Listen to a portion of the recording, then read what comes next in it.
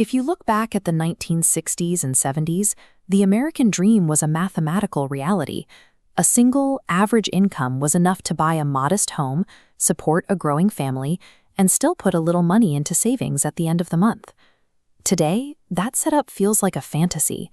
A typical 25-year-old often needs 2 incomes just to make rent, is buried under a mountain of student debt, and views buying a house as completely out of reach. People sometimes brush this off by saying younger generations just don't work as hard, but the data shows the exact opposite. We are working longer hours and producing more goods and services than any generation before us. So if we are doing more work and generating more value, why is affording everyday life so incredibly difficult? The answer traces back to a specific rule change that happened in the year 1971. The modern financial struggle is the direct result of a systemic shift in the mechanics of how our money actually works. For a long time, the US dollar had an anchor. You couldn't just print endless amounts of paper bills. Every dollar was essentially a claim ticket tied to a strict physical amount of gold held in a vault. Because gold is rare and requires physical labor to pull out of the ground, this system acted as a financial speed limit. It kept the government from spending money it didn't actually have. But by the late 1960s, that speed limit became a major problem for politicians. The United States was running up massive debts to fund expensive projects, particularly the Vietnam War.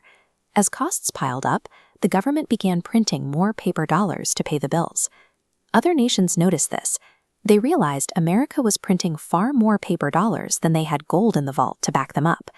Anxious, they rushed to trade their dollars in for actual gold before the vault ran dry.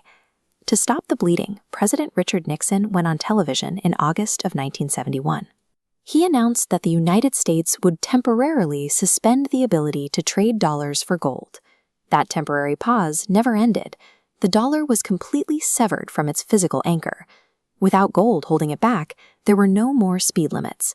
The government could now create infinite amounts of money out of thin air. Here's the catch with infinite money. When a central authority prints millions of new dollars, it waters down the value of the dollars already sitting in your wallet. This chart shows the total supply of US dollars in circulation over time. It stays relatively flat for decades. But look closely at the year 1971. The moment the anchor is cut, the supply of dollars spikes straight upward. Now watch the price of everyday items. At the exact same time, the cost of basic consumer goods explodes right alongside it. This created a trap for the working class. The cost of groceries, clothes, and heating oil went up rapidly, but the average paycheck did not grow fast enough to cover the difference. We can see this clearly by comparing how much workers produce against how much they get paid. For decades, they climbed together in lockstep. You work harder, you earn more. Then comes 1971. You keep producing more, but your wages flatline. The extra value you create stops going to you. Because the costs of homes and food kept climbing while paychecks stayed frozen, the math for a single-income family no longer added up. To afford the same life their parents had, households were forced to send a second person into the workforce out of sheer necessity. Even with 2 incomes, wages still couldn't keep up with rising prices, so the middle class had to start borrowing heavily, relying on credit cards and massive mortgages just to keep a roof over their heads. This chart shows the median price of a house compared to a median household income. In the 1970s, housing prices detached from wages entirely. Homes went from being affordable shelters to expensive investment assets that people buy to protect their savings from losing value. The unbacked dollar became a shrinking yardstick. It forced the average family to work twice as many hours and take on a mountain of debt simply to tread water. This financial squeeze transformed the daily reality of the American family. Mothers who might have preferred to stay home with young children were pulled into the workforce out of pure necessity. As financial stress mounted inside the home, divorce rates spiked right alongside inflation.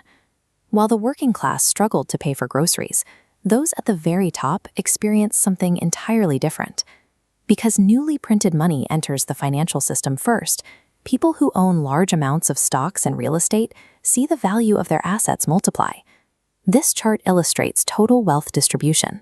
Starting in the 1970s, the top 1% begins capturing an increasingly massive slice of the pie, while the bottom half share shrinks. Detaching our money from gold created a society that looks richer on paper, but is actually deeply divided, highly indebted, and constantly anxious. If you feel like you're running on a treadmill that keeps speeding up, you aren't doing anything wrong. You are simply playing a game where the rules were quietly changed against you. Unbacked paper money operates like an invisible tax. It slowly siphons away the purchasing power of your time and your labor to pay for the debts of the government. Escaping this cycle requires a return to money that is strictly limited, a system where the currency cannot be printed at the whim of a politician. Realizing that so many of our modern struggles stem from a broken financial system is the first step toward building a better one. When we fix the money, we can begin to fix the world.